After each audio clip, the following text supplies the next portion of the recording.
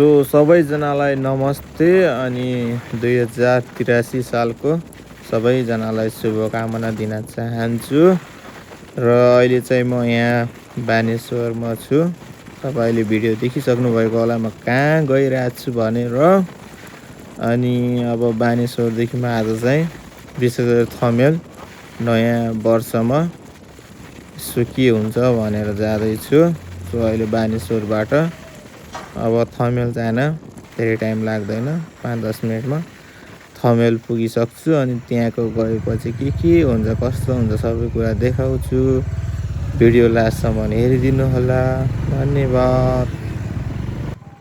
अहिले चाहिँ म बानेश्वरबाट सुन्दारा आइपुगेँ अनि यता चाहिँ धरहरा देख्न सक्नुहुन्छ। अब यहाँदेखि 2-4 मिनट मात्र हो थमेल पुग्न। So this is a Thamel area. अब म चाहिँ थमेलमा आइपुगेँ। अब यहाँको हेरौँ रमाइलो गरौँ। तर लास्ट प्याक छ है थमेल एरियामा। आज नयाँ साल भएर पनि हो। अब यतातिर लामाहरू एकदम पुरै फर्ममा हुनुहुन्छ है के भन्नुहरू त यही नै हो। अब थमेल एरिया यसो हेरौँ रमाइलो गरौँ के कस्तो लाग्छ। तर प्याक त लास्ट प्याक छ है आज।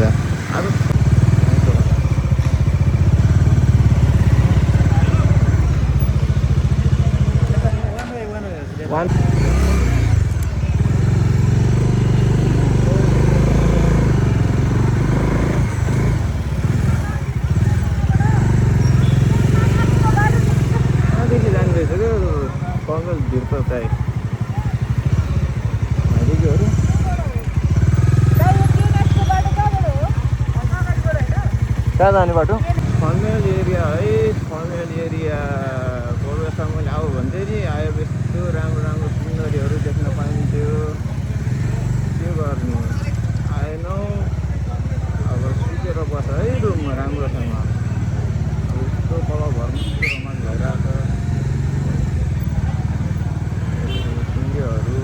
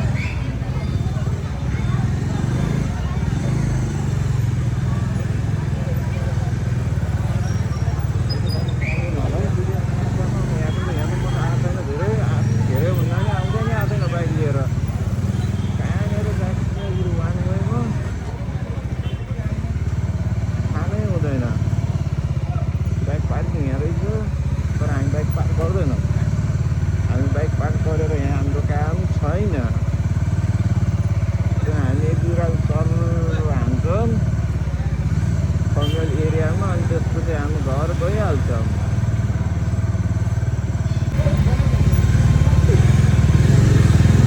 यहाँ त अलिकति छोयो कि फेरि हानिदिने होला के गरिदिने होला। गाह्रो पो छ त है उनीहरू खाए हुनु।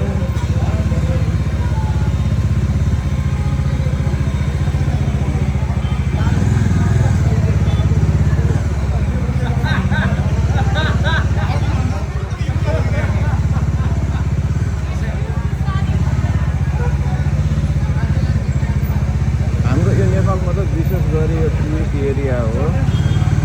त्यहाँ अब हुन्छ नि बाहिर विदेशदेखि टुरिस्टहरू आएर रमाइलो गर्ने ठाउँ हो। आज चाहिँ विशेष 2083 आएको कारणले नयाँ वर्षको अवसरमा पारेर